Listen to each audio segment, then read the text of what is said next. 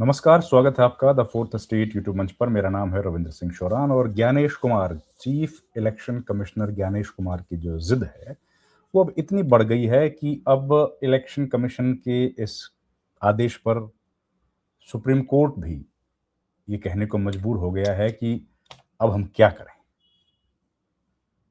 क्या इलेक्शन को पोस्टपोन करना पड़ेगा। ये स्थिति आ गई है। पश्चिम बंगाल सरकार जो है वो सुप्रीम कोर्ट में गई है, आपको पता ही है, एसआईआर को लेकर के।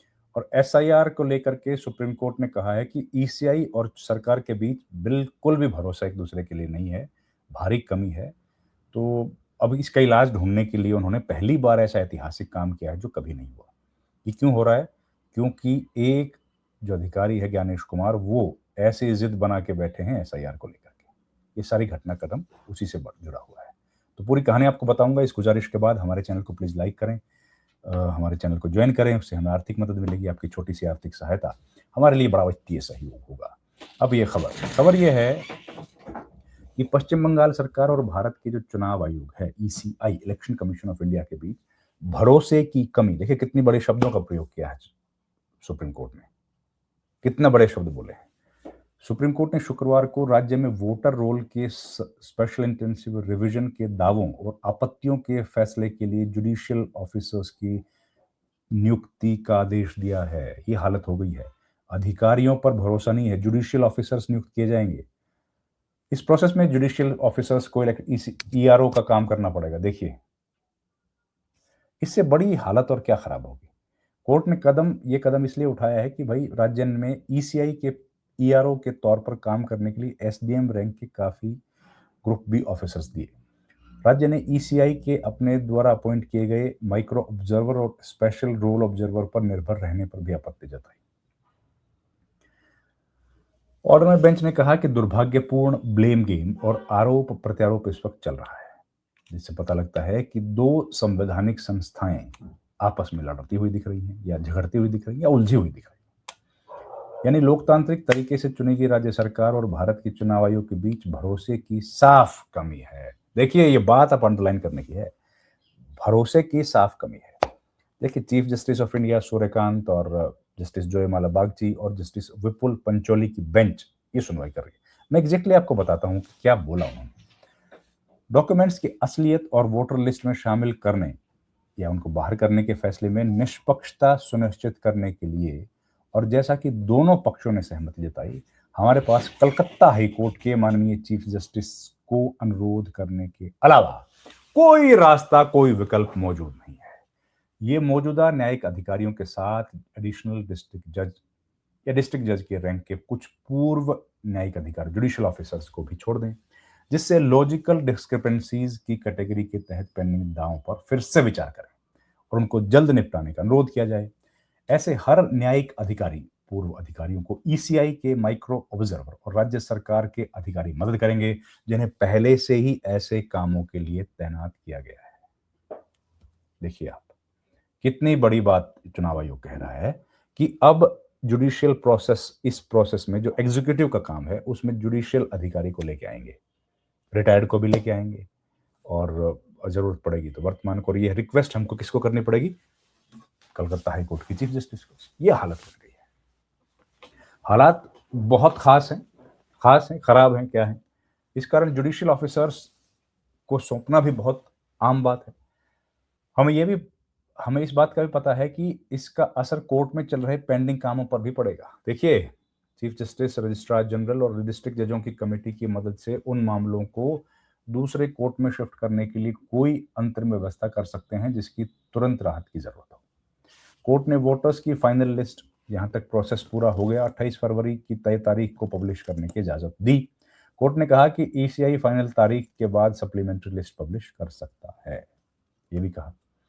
कोर्ट ने निर्देश दिया कि कलेक्टर और एसपी की पेंडिंग प्रोसेस को आसानी से पूरा करने के लिए जुडिशियल ऑफिसर्स और टीम की मदद और सभी लॉजिस्टिक सपोर्ट देना पड़ेगी। कलेक्टर और एसपी समय रहते जारी कर सकते हैं कि निर्देश क्या अलग बदलने हैं कि वही रखने हैं, और उनका पालन पक्का करने के लिए मकसद से डीम्ड डेपुटेशन पर रहेंगे। जैसे ही सुनवाई शुरू हुई, राज्य और पश्चिम बंगाल ने एसआईआर ड्यूटी के लिए ग्रुप बी ऑफिसर्स की काफी संख्या उपलब्ध कराने के कोर्ट के पिछले निर्देश का राज्य द्वारा पालन करने का विवाद उठा दिया।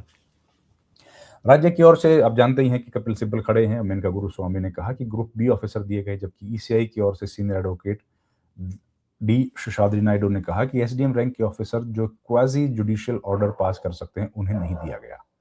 सिब्बल ने कहा कि एसडीएम राज्य में ग्रुप ए ऑफिसर थे। साथ में कहा कि ईसीआई द्वारा अपॉइंट किए गए माइक्रो ऑब्जर्वर्स की जगह एसडीएम रैंक के ऑफिसर की जरूरत है, क्योंकि कोर्ट के ऑर्डर में कहा गया था कि माइक्रो ऑब्जर्वर ऑर्डर पास नहीं कर सकते। ये फिर हालांकि बेंच ने राज्य के स्टैंड पर कहा कि भाई निराशा जताई गलत है और इलेक्ट्रोल रजिस्ट्रेशन ऑफिसर के तौर पर काम करने के लिए जरूरत है। देखिए, आप जानते हैं कि ममता बनर्जी और चुनाव आयोग के बीच में लगातार जो चल रहा है वो हम लोग देख ही रहे हैं। ममता बनर्जी और चुनाव आयोग जिस तरीके से एक दूसरे के साथ लोगर हेड्स पे लोगर्स हैं, और ममता बनर्जी ने तो ऐसा काम किया है जो इसके पहले किसी ने किया नहीं। वो सड़क पर ईसीआई गणेश कुमार से या चुनाव आयोग के खिलाफ काम लड़ती दिखी, वो बंगाल में लड़ती दिखी, वो सड़क पर लड़ती दिखी। उसके बाद वो इलेक्शन कमिश्नर ऑफ इंडिया के ऑफिस गई, और उसके बाद जब कुछ नहीं हुआ तो संसद के से लेकर के वो सुप्रीम कोर्ट तक पहुंच गई और खुद उन्होंने पैरवी की। देखिए, खुद उन्होंने पैरवी की। फिर ममता बनर्जी की तरफ से जो वकील पेश हुए हैं, श्याम दीवान, उन्होंने कहा कि कोर्ट के पिछले ऑर्डर में माइक्रो ऑब्जर्वर को ऑर्डर पास करने के रोकने के बाद ईसीआई ने स्पेशल रोल ऑफिसर नाम के एक ऑफिसर की तरह इंट्रोड्यूस किया, जो ईआरओ द्वारा क्लियर की गई फाइलों की स्क्रूटनी कर रहे हैं। स्पेशल रोल ऑब्जर्वर ईआरओ से बेहतर नहीं हो सकते, ये कहा गया। वे ईआरओ की तरह काम कैसे रिजेक्ट कर सकते हैं? या तो हम राज्य जुडिशरी को शामिल करेंगे, हम सीजे को रिजेक्ट करेंगे, या दूसरे तरीका यह है कि उनसे बाहर के ऑफिसर लाने की रिक्वेस्ट करें। जस्टिस बागची ने कहा कि दोनों तरफ थोड़ी हिचकिचाहट है, इसलिए हम जुडिशियल ऑफिसर्स को अपॉइंट करेंगे। दोनों पक्षों ने जुडिशियल ऑफिसर को अपॉइंट करने के बेंच के कदम को सही माना। अब सवाल तो देखिए उठ ही रहा है कि भाई अगर कैसे होगा। खैर, पिछली तारीख पर सुप्रीम कोर्ट में पश्चिम बंगाल में एसआईआर के संबंधित कई निर्देश दिए। इसने राज्य के एसआईआर के लिए इलेक्शन कमीशन ऑफ इंडिया को ग्रुप बी ऑफिसर्स की उपलब्ध कराने का निर्देश दिया, जो ईसीआई द्वारा मानक तैनात माइक्रो ऑब्जर्वर्स की जगह ले सकें। कोर्ट ने यह भी साफ किया कि दावों और आपत्तियों पर फाइनल ऑर्डर सिर्फ इलेक्ट्रोल ईआरओ दे सकते हैं और माइक्रो ऑब्जर्वर सिर्फ उनकी मदद कर सकते हैं। तो ये जो घटनाक्रम अभी चल रहा है, ये किसी भी तरीके से ठीक नहीं है देश में। इसके आगे भी कुछ हुआ। इस राज्य ने डीजी को एसआईआर अधिकारियों के खिलाफ धमकियां और हिंसा रोकने के नाकाम रहने के बारे में ईसीआई की चिंताओं का जवाब देते हुए पर्सनल हलफनामा फाइल करने का भी निर्देश दिया। कोर्ट ने यह भी आदेश दिया कि डॉक्यूमेंट्स और आपत्तियों की जांच के लिए डेडलाइन फाइनल लिस्ट के पब्लिकेशन की तय तारीख 14 फरवरी कम से कम एक हफ्ते के लिए बढ़ा दी जाए। जनवरी में कोर्ट ने ईसीआई के ड्राफ्ट रोल के पब्लिकेशन द्वारा लॉजिकल डिस्क्रिपेंसीज लिस्ट में शामिल लोगों को आसान और ट्रांसपेरेंट वेरिफिकेशन पक्का करने का निर्देश दिया और एक सेट जारी किया, जिसके बाद एडवोकेट कपिल सिब्बल ने कोर्ट को मौखिक रूप से बताया कि ईसीआई निर्देशों का पालन नहीं कर रहा है। अब देखिए, ईसीआई निर्देशों का पालन नहीं कर रहा, ये कहा चुनाव आयोग के बारे में ममता बनर्जी की तरफ से या सरकार की तरफ से, और उधर सरकार की तरफ से ये कहा गया तो ईसीआई कह रहा है कि भाई हम लोगों को कॉपरेशन नहीं मिल रहा, हम लोगों को जो अधिकारी हैं वो उनका कॉपरेशन नहीं मिल रहा है, या सरकार की तरफ से कॉपरेशन नहीं मिल रहा। अब ये एक लोगर हेड पे स्थिति आ गई। कोर्ट को बोलना पड़ा कि भाई तो आप लोगों के बीच में समन्वय नहीं है, एक दूसरे पर भरोसा नहीं है, ऐसे में हम लोग कैसे काम कर पाएंगे। तो आज यही बात जस्टिस सूर्यकांत ने कही और बड़ी महत्वपूर्ण हियरिंग हुई है।